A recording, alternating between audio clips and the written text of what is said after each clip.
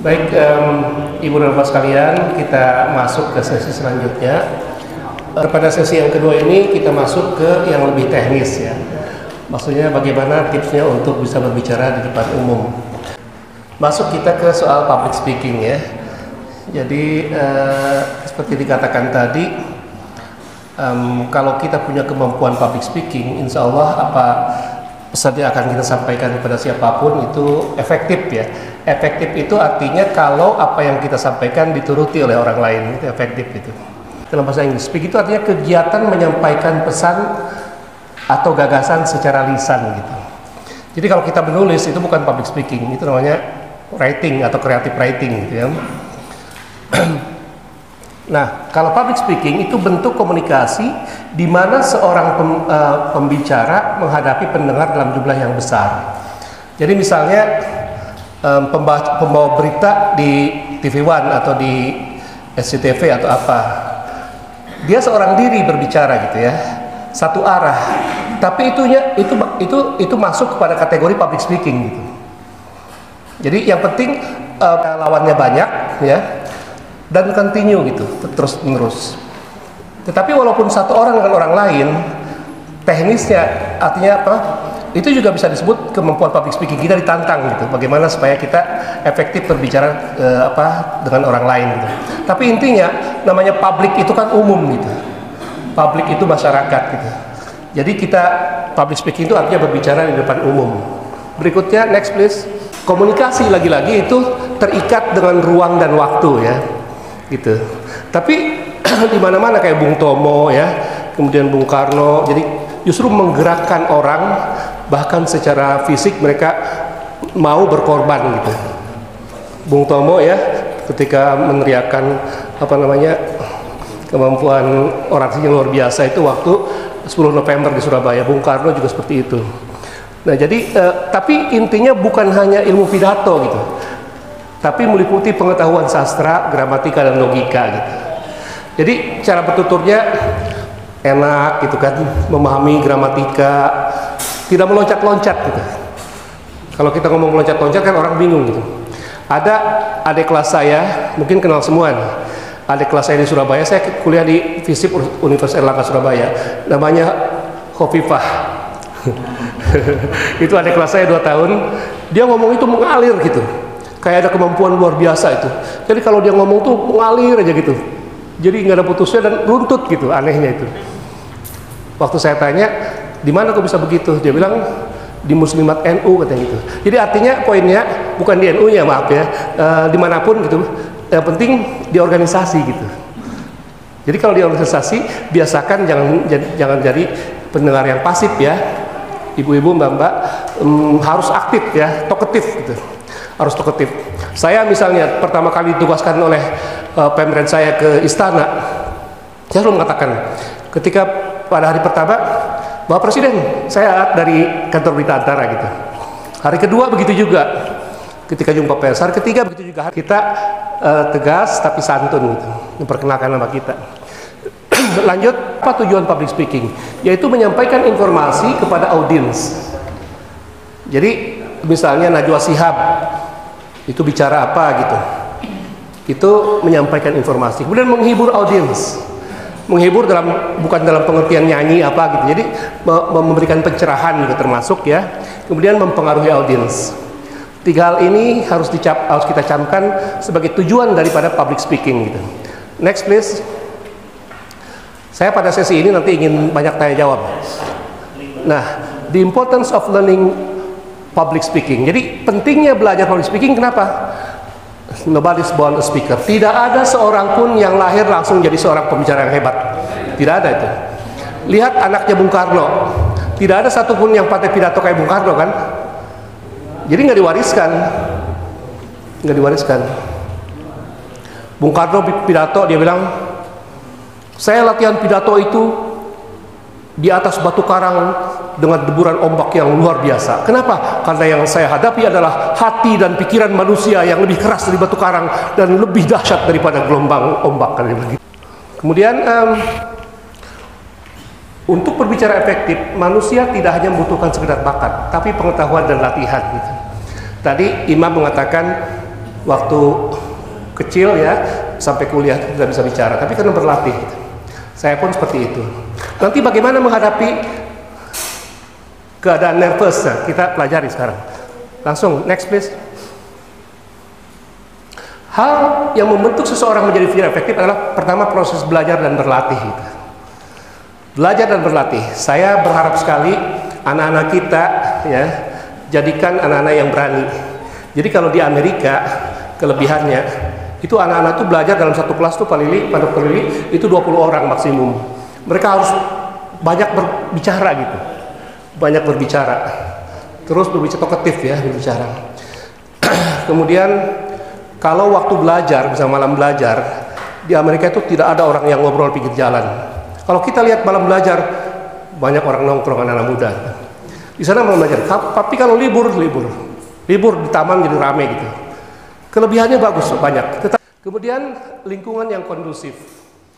Jadi ada anak saya yang saya cerita tadi itu yang datang ke dokter yang dibentak oleh dokter itu masuk ke lingkungan organisasi waktu kuliah di UGM gitu. Akhirnya jadi aktivis. Kemudian berikutnya silakan next please. Bakat itu terakhir justru. Jadi ingat tidak ada orang yang langsung bicara karena bakat gitu. Tidak ada. Semua harus melalui latihan-latihan. Dan kadang-kadang kayak anak SMA yang tadi saya ceritakan itu bisa mengalami pengalaman yang mempermalukan dia sendiri gitu. Tapi akhirnya dia belajar gitu. Lanjut next please. Ada tipe 4 pembicara. Yang pertama adalah penghindar. Ini tipe pertama adalah penghindar. Tipe kedua adalah penolak. Tipe ketiga adalah penerima. Tipe keempat adalah pencari. Coba lihat apa maksudnya. Tipe pertama penghindar. Jadi orang di antara kita itu tipe pertama masuknya. Silahkan lanjut. Next please. Jadi melakukan segala cara untuk melepas keharusan bicara di depan umum. Pokoknya nggak mau aja gitu. Nggak mau aja. Nah yang kedua penolak gitu. Jadi dia merasa takut jika harus berbicara. Tapi dia mau gitu, tapi takut gitu. Mau tapi takut. Berikutnya, penerima. Nah, presentasi sebagai pekerjaan tapi tidak mengusahakan peluang. Pokoknya kalau disuruh mau gitu aja. Asal suruh mau bicara gitu. Nah, ini yang paling bagus tipe berikutnya. Selalu berusaha mendapatkan peluang untuk berbicara nih. Pokoknya lihat mic tuh gatel aja mau bicara gitu. Pokoknya dia segera ingin bicara aja gitu. Ini yang diharapkan tipe kita ini. Selalu berusaha mendapatkan peluang untuk berbicara. Pada kesempatan apapun, pada event apapun, dia ingin meluangkan waktunya, memberikan gagasan, memberikan ide-ide gitu. Untuk apapun masukan. Silakan Pak. Sebagai masukan, silakan. Jadi kita diusahakan masuk pada kategori ini nih. Pencari ya, pencari. Ya. Berikutnya silakan. Penyakit utama ketika bicara publik adalah nervous, kecemasan. Saya juga sering mengalami ketika sudah siap tapi nervous, itu yang ada di pikiran hilang gitu. Apa jadi hilang sama sekali, padahal udah hafal gitu. Kemarin ada cerita, saya mau lamaran anak saya, karena memang pertama ya, nervous, mau ngomong sakinah, mawadah, warahmah aja lupa saya itu. Kenapa nervous? Karena gejala tertekan. 1, detak jantung semakin cepat. Tiba-tiba kalau saya suruh Pak Lurah tolong bicara pidato, mendetak langsung tuh. Dagdikduk jantungnya. Tiba-tiba suruh bicara itu. Itu biasanya terasa gitu Pak ya. Berdetak jantungnya. Lutut gemetar. Lutut gemetar dialami oleh siapapun. Berkeringat bahkan. Apalagi yang tipe penolak itu berkeringat. Pusing kadang-kadang sampai pusing. Iya betul, pusing nih. Kejang perut malah gitu. Mata berair, akhirnya lupa materi gitu. Iya, jadi gitu. Jadi tiba-tiba berdetak, kemudian lutut gemetar, berkeringat, suara bergetar, pusing, kejang perut, dan akhirnya lupa materi. Berikutnya, penyebab kecemasan itu apa? Itu karena suasana baru gitu. Suasana baru. Bagaimana cara mengatasinya? Pertama adalah persiapan yang matang dan latihan. Presiden Amerika, ini saya cerita, calon presiden Amerika kalau dia mau kampanye itu menyewa tim psikologi, Pak. Jadi psikolog, kemudian para ahli psikologi, ya, kemudian para ahli pidato diundang. Jadi ada kaca besar gitu. Dia berlatih tuh, kapan harus mengangkat tangan, kapan harus tersenyum, kapan harus menjadi pendengar yang baik gitu. Itu dipelajari, Pak, dalam kampanyenya. Mungkin di kita belum ada tuh. Kemudian yang kedua, cari pengalaman. Jelas ya, kita harus banyak bergaul dengan berbagai komunitas. Yang berikutnya, lakukan kegiatan fisik. Maksudnya bagaimana? Gini, kalau tadi Imam mengatakan bernapas 3 kali, itu betul. Tapi yang berikutnya, ada kegiatan fisik. Misalnya begitu, satu forum, Pak Rahmat hadir misalnya. Kok saya nervous terus ini? Gini, Pak, goyang-goyangkan tangan. Tapi jangan terlalu nampak ya.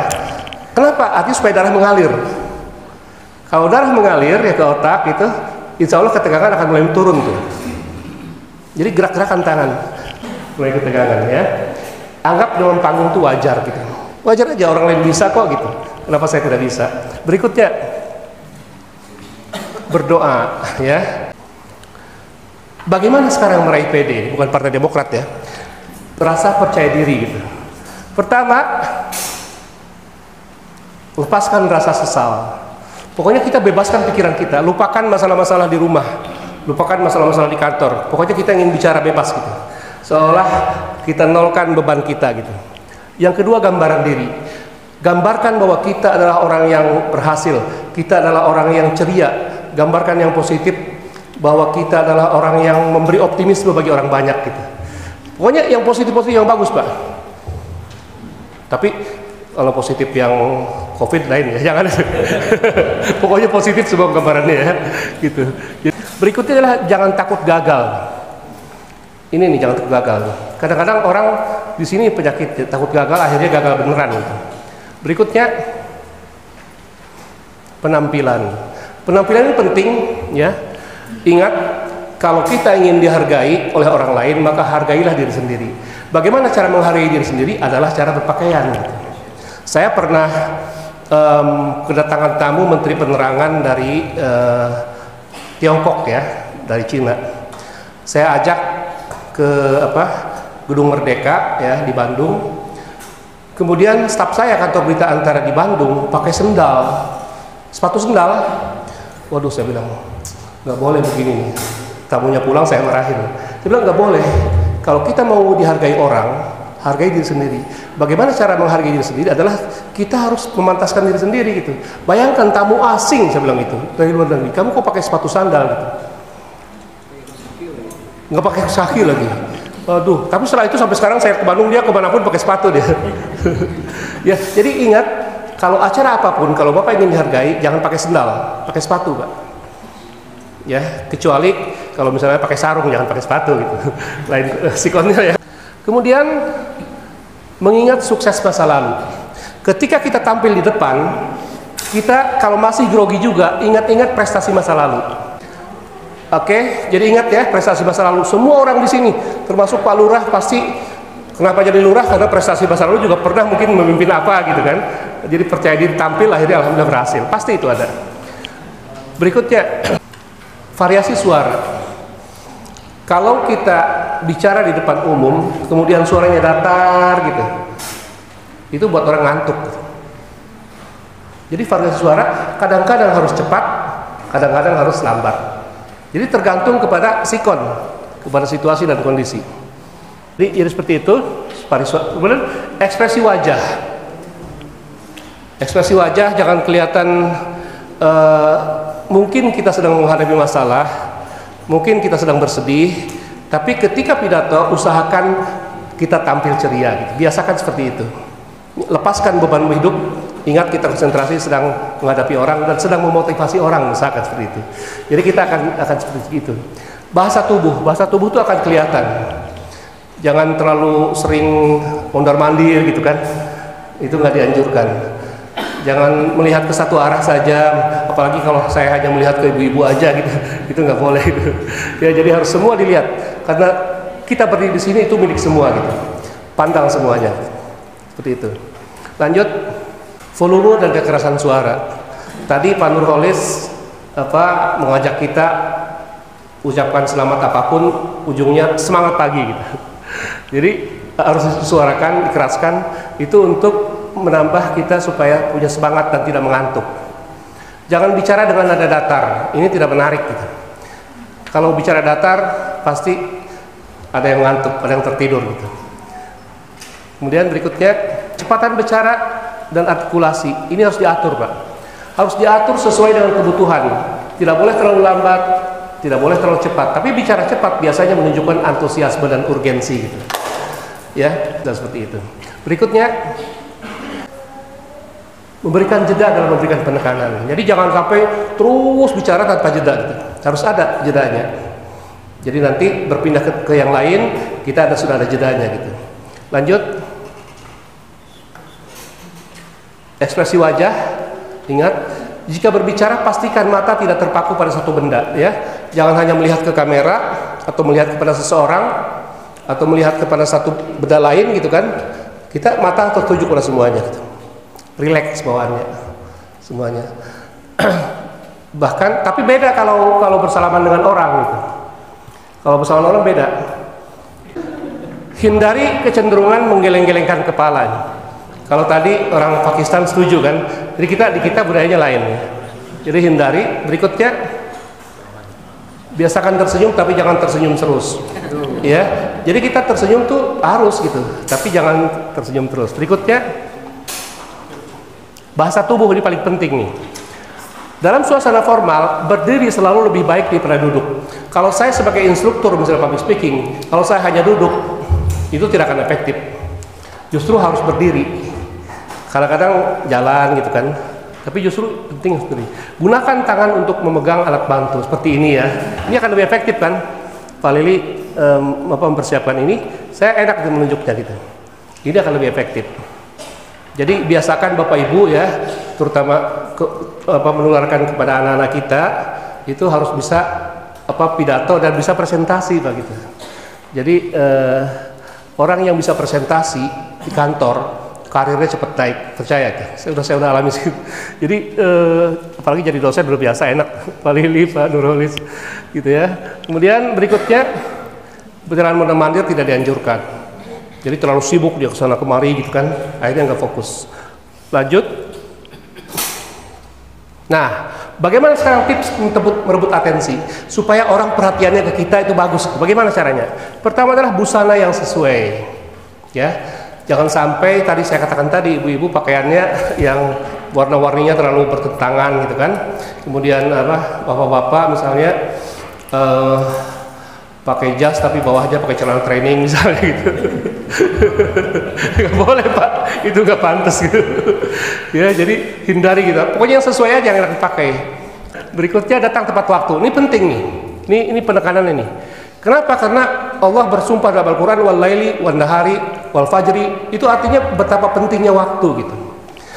Konsep waktu dalam belajar komunikasi itu ada dua. Satu polikronik, kalau mau dicatat boleh. Satu polikronik, dua monokronik gitu. Konsep waktu ya. Satu polikronik, dua monokronik.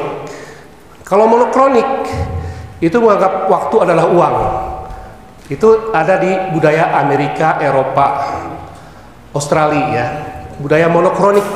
Jadi menganggap waktu itu uang gitu. Monokronik. Jadi kalau ngobrol dia to the point, Pak. Ada yang namanya polikronik. Waktu itu spiral gitu. Spiral. Lihat di kampung-kampung.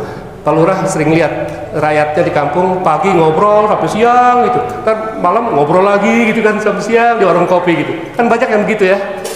Atau anak-anak kuliah misalnya sering nongkrong di kafe gitu, lama gitu. Alasannya besok juga ada siang lagi, besok juga ada pagi lagi gitu.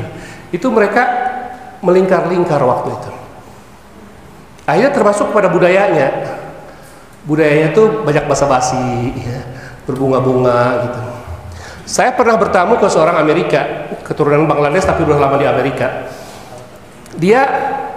Saya datang dengan keluarga, istri dan anak datang ke rumahnya. Dia menyiapkan satu hidangan, padahal hanya satu Pak, spaghetti aja. masakan Australia, Italia ya. Dia bilang, this is for you and your family gitu ya, special for you and your family, dia bilang gitu. Jadi dia betapa bangganya menyiapkan makanan meskipun hanya satu rupa, hanya spaghetti aja gitu. Bangga dia terus terang gitu. Karena sudah budaya Amerika ya. Tapi ketika saya bertamu ke saudara saya di Jakarta, begitu datang, makanan tuh lengkap. Dia bilang, maaf seadanya. Padahal udah lengkap gitu, lingkar-lingkar kalau bicara itu. Mana yang bagus? Yang bagus adalah budaya Jepang. Itu paduan antara polikronik dengan monokronik. Jepang itu Pak, kalau ketemu sopan Pak, sampai segini, gitu. Tapi dia tepat waktu. Ya Pak ya, bisa dirasakan ya. Jepang tuh sopan santun, tapi dia tepat waktu. Itu perpaduan budaya antara polikronik dengan monokronik gitu.